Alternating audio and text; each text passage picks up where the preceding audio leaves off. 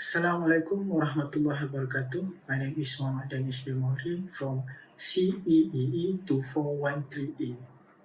So, as you all know, dogs are known as man's best friend for a reason. Both cats and dogs make excellent pets and offer several psychological and physiological advantages. America is without a doubt a country that values animals. More than 62% of American homes had a pet as of 2012.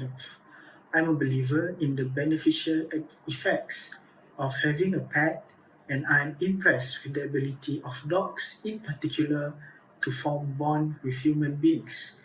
I think the science is starting to support their special ability to do that, says psychiatrist Dr. Greg Frickion, director of Harvard-affiliated Benson Henry Institute for Mind-Body Medicine.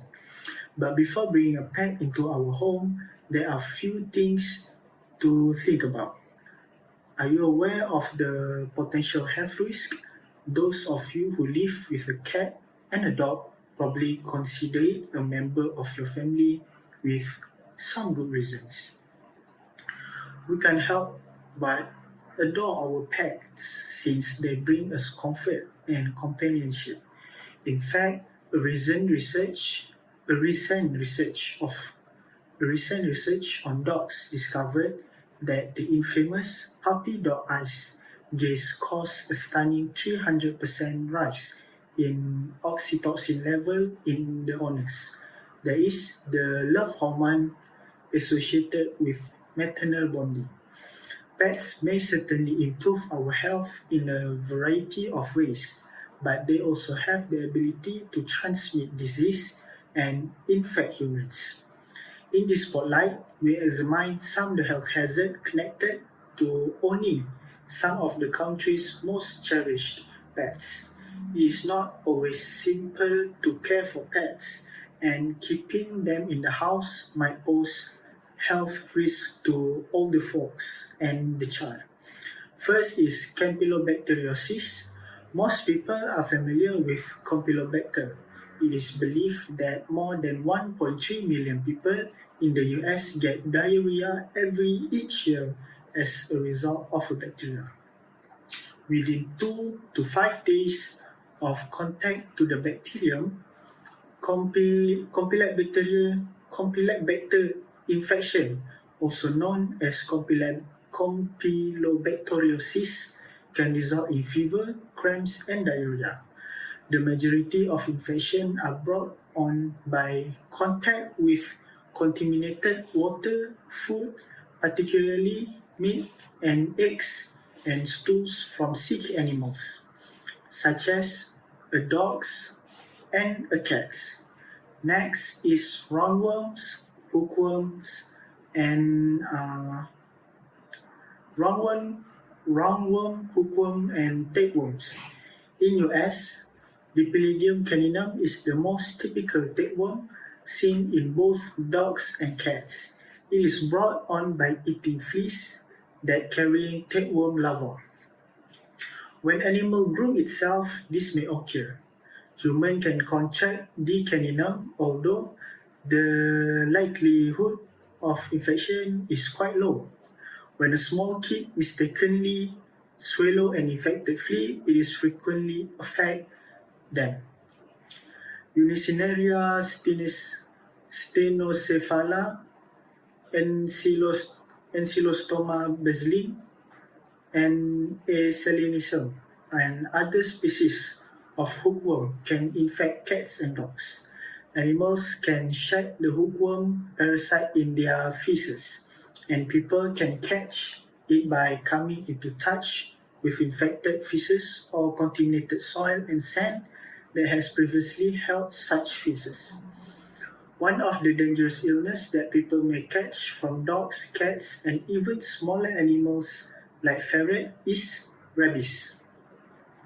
According to recent research cited by MNT, the illness claimed the lives of almost 59,000 individuals annually throughout the globe. An illness that affects the central nervous system is rabies. The disease which is contracted after being bitten by an animal carrying the rabies virus start with mild symptoms like fever, headaches, and weakness before escalating to more serious one, that is hallucinations, complete or partial paralysis, sleeplessness, anxiety, and difficulty slowing. Normal death happens days after more significant symptoms first arise. Lastly, cat scratch illness. Even while our adorable cat very rarely internationally scratches, it does happen occasionally. And while many of us disregarded a minor scratch from a cat claw, it can actually do more harm than you might imagine.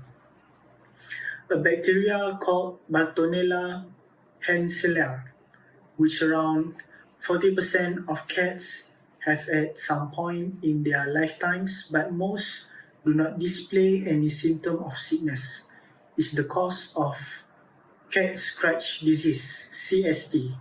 Since B. hanseatica is most frequently seen in kittens under the age of 1 year, and since kittens are more inclined to scratch when playing, they are also the most likely to transmit the infection to the human.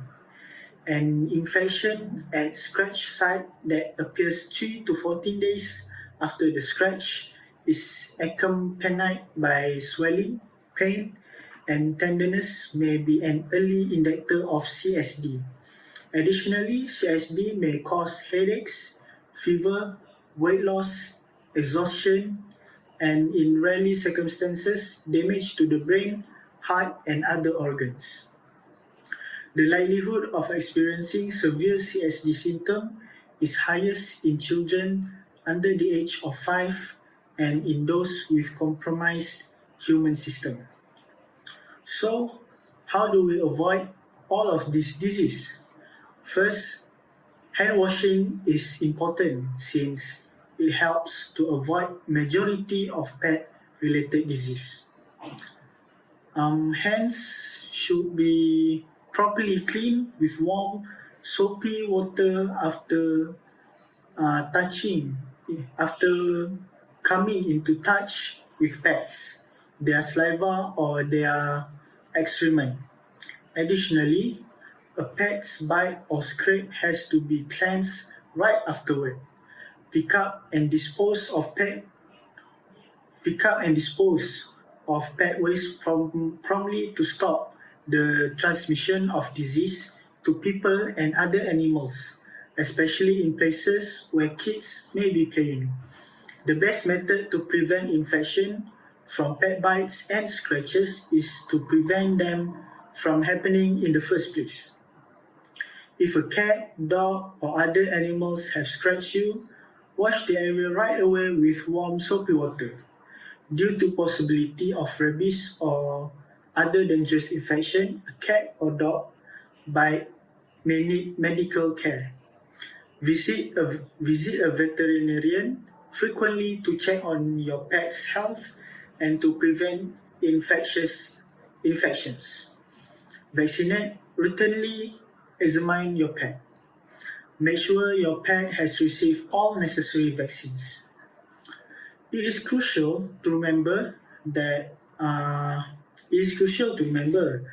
possibility of contracting an illness from a pet is low, especially if the right measures are followed. In light of this, there are no reason why the US numerous millions of pet owners cannot take pleasure in the camaraderie and happiness their pets bring. So that's all from me. I hope you enjoy. Thank you so much.